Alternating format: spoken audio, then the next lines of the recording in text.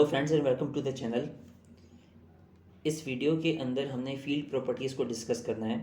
जिस तरीके से हम एम एस एक्सेस की सीरीज़ को कंटिन्यू करते हुए जा रहे हैं, तो पिछली कुछ वीडियोस के अंदर हमने टेबल को बनाना सीखा और उस टेबल से रिलेटेड हम उसको डेटा को कैसे फ़िल्टर कर सकते हैं, हमने वो भी सीखा।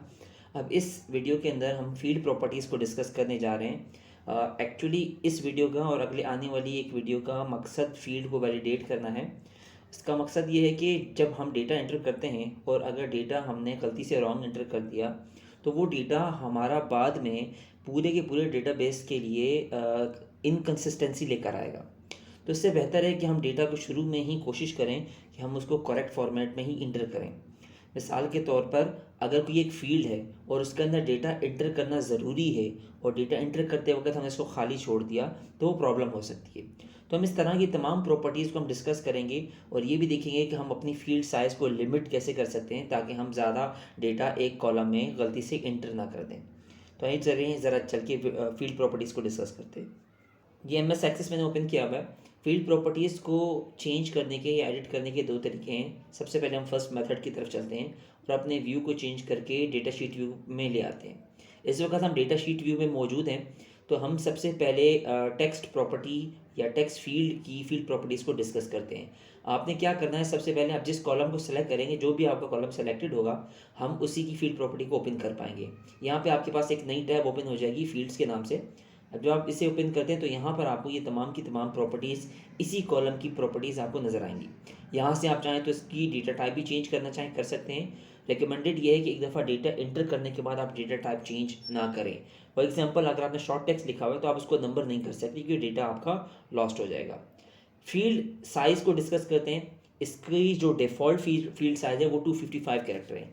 आप चाहें तो अपने हिसाब से इसकी फील्ड साइज़ को लिमिट भी कर सकते हैं। अब इसके अंदर 50 से ज़्यादा कैरेक्टर्स अलाउड नहीं होंगे इस चेंजेस के बाद। इसके अलावा फील्ड प्रॉपर्टी अगर हम कोई और डिस्कस करें तो हम डिफ़ॉल्ट की प्रॉपर्टी भी लगा सकते हैं। फॉर एग्जांपल अब मैं इस सिटी के कॉलम पे डिफ़ॉल्ट की प्रॉपर्टी लगाने जा रहा हूँ और मैं यहाँ पे लगा देता हूँ कराची। खुद टाइप के एंटर कराची किया और ओके पे क्लिक किया। अब आप देखेंगे कि जैसे ही मैं नए रिकॉर्ड की तरफ जाऊँगा, अब यहाँ मैं एक नया रिकॉर्ड एंटर करने जा रहा हूँ, तो यहाँ पे देखिएगा कि कराची पहले से ही लिखा हुआ है। तो ये डिफ़ॉल्ट वैल्यू पहले से ही ऑटोमेटिक फिल होगी। आप चाहें तो आप इसे चेंज भी कर सकते हैं, मगर ये हमारी एक आसानी के लिए कि जो मोस्ट रिपीटेड वैल्यू है हम उसे एज अ डिफ़ॉल्ट वैल्यू रख सकते हैं ताकि हमारा टाइम डेटा एंट्री के वक्त बच सके। अब यहाँ देखिए कि मैंने ये DOB के कॉलम को, क्योंकि मैं नेक्स्ट रो में आ गया और यहाँ पर मैंने इसको एंटर नहीं किया, तो क्या हुआ अगर हम इस कॉलम को रिक्वायर्ड बना दें ताकि इस कॉलम में डेटा एंटर किए बगैर हम आगे ना बढ़ सकें।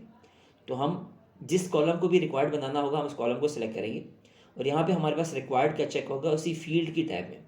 हम इस चेक को ऑन कर देंगे तो क्या होगा कि अब हम इस कॉलम को एम्प्टी नहीं छोड़ सकते। ये कॉलम तो हम पहले से इंटर कर चुके थे। अब ज़रा इसमें हम कुछ चेंजेस करके हम आगे बढ़ते हैं और इसको टेस्ट कर लेते हैं एक दफ़ा। यहाँ पे कुछ रैंडम वैल्यूज़ में डालता हूँ ज़रा।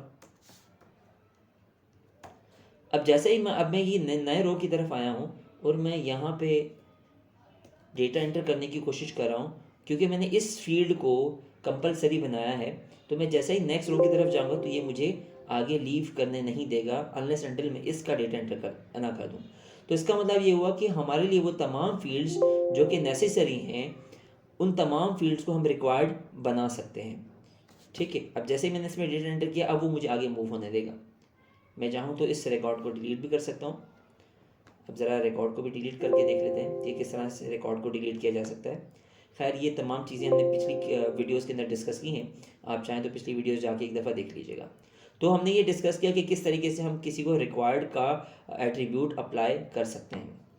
अच्छा, इसके अलावा अगर हम फील्ड प्रॉपर्टी डिस्कस करें तो हम डेट ऑफ बर्थ की फील्ड प्रॉपर्टी को डिस्कस करते हैं, या किसी भी डेट के कॉलम को अगर आप सेलेक्ट करते हैं तो यहाँ पर आपके पास फॉर्मेट के ऑप्शंस मिल जाते हैं। ये जर्नल डेट, लॉन्ग डेट, इन तमाम में कुछ चेंजेस हैं। अभी चेंजेस अभी हम थोड़ी देर में आपको दिखाते हैं। मीडियम डेट को मैंने सेलेक्ट किया तो यहाँ पे आपको इसका जो है वो पैटर्न नज़र आ गया होगा कि मीडियम डेट में किस तरह से पैटर्न है और इसी तरीके से जर्नल डेट में क्या पैटर्न है।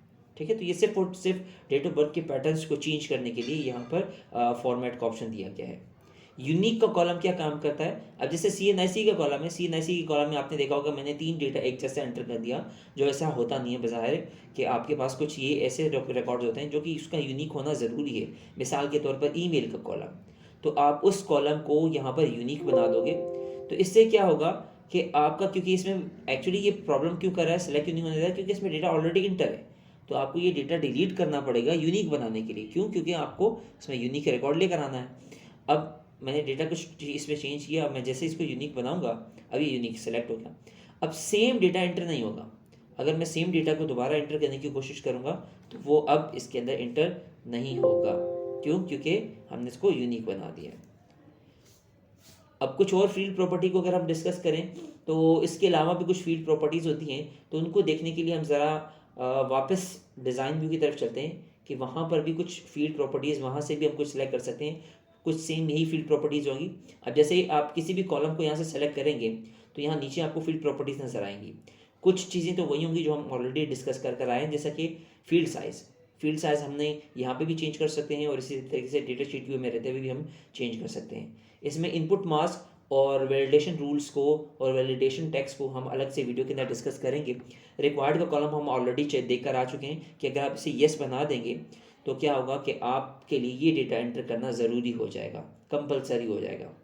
ठीक है, तो कुछ और फील्ड प्रॉपर्टीज़ को डिस्कस करते हैं। सबसे पहले हम यहाँ पर एक नया कॉलम ऐड कर देते हैं और उसकी डेटा टाइप को हम नंबर रखने की कोशिश करते हैं। मैंने यहाँ पे GR नंबर ऐड कर दिया। ये काम करते हैं, हम यहाँ पे फ़ोन नंबर को ऐड करते हैं।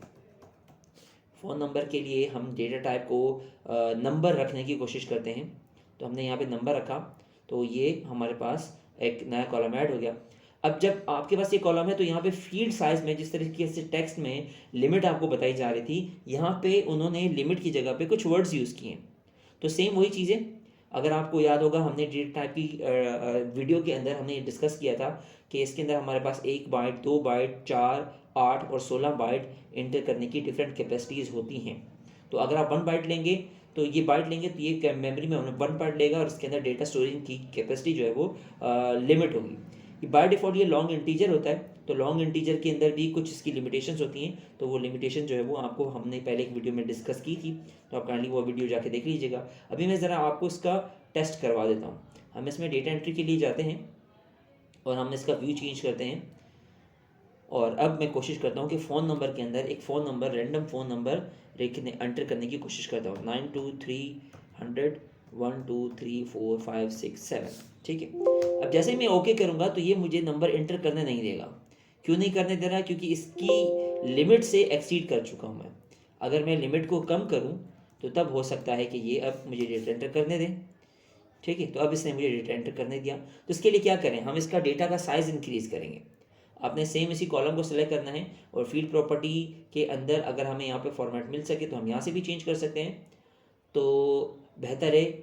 यहाँ पे हमें इसके क्लियर ऑप्शन मिल जाएंगे डिज़ाइन व्यू में, तो डिज़ाइन व्यू में इसकी फील्ड साइजेस मिल जाएंगी। फॉर्मेट को हम फिलहाल चेंज नहीं करने वाले। लॉन्ग यहाँ पे लॉन्ग इंटीजर बाय डिफ़ॉल्ट होता है, तो हम इसको इंक्रीज़ कर देते हैं डबल में। अब ज़रा देखते हैं कि अब इसके अंदर क्या हमें स्टोरेज की कैपेसिटी मिल गई है। वापस जाते हैं और यहाँ पे हम अपने डेटा शीट व्यू में आते हैं और अब इसके अंदर नंबर वही सेम इंटर करने की कोशिश करते हैं। अब आप देखेंगे कि इसके अंदर मैंने डेटा एंटर कर लिया है इसके फील्ड साइज़ को इंक्रीज़ करने के बाद। तो ये कुछ ऑप्शंस हैं जो मैं चाहूँगा कि आप इसकी एक दफ़ा प्रैक्टिस कर लें और देख लें। इसके अलावा कुछ ऑप्शन हमारे पास मौजूद हैं कि डेसिमल प्लेसेस कितने इंटर करना है, क्योंकि डबल के अंदर हमारे पास डेसिमल प्लेसेस अलाउड होते हैं, तो डेसिमल प्लेसेस भी आप यहाँ पे देख सकते हैं। ऑटोमेटिक पे सेलेक्ट है। अच्छा, इनपुट को हम अगले आने वाली वीडियो के अंदर डिस्कस करेंगे, इनपुट मास्क को और वैलिडेशन रूल को। बाकी तकरीबन हमने मेजर जो हमारे लिए इंपॉर्टेंट फील्ड प्रॉपर्टीज़ थी वो इस वीडियो के अंदर डिस्कस कर लिए। एक लास्ट कैप्शन की प्रॉपर्टी रह गई है। कैप्शन की प्रॉपर्टी क्या काम करती है, ज़रा हम इस पर अप्लाई करके देखते हैं। DOB पे मैंने जाके कैप्शन प्रॉपर्टी चेंज कर दी और इसकी जगह मैं लिख देता हूँ डेट ऑफ बर्थ।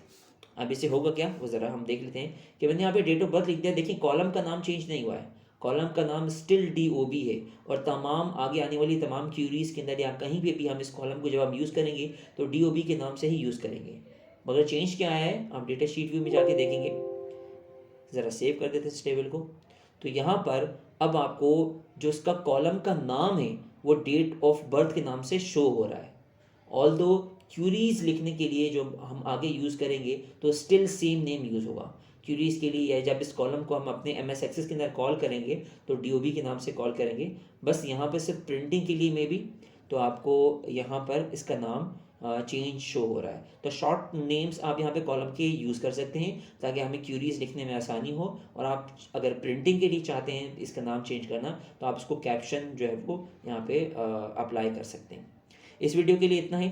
इंशाल्लाह नेक्स्ट वीडियो में मिलेंगे और नेक्स्ट वीडियो में हम इनपुट प्रॉपर्टीज़ और वैलिडेशन रूल्स को हम डिस्कस करेंगे।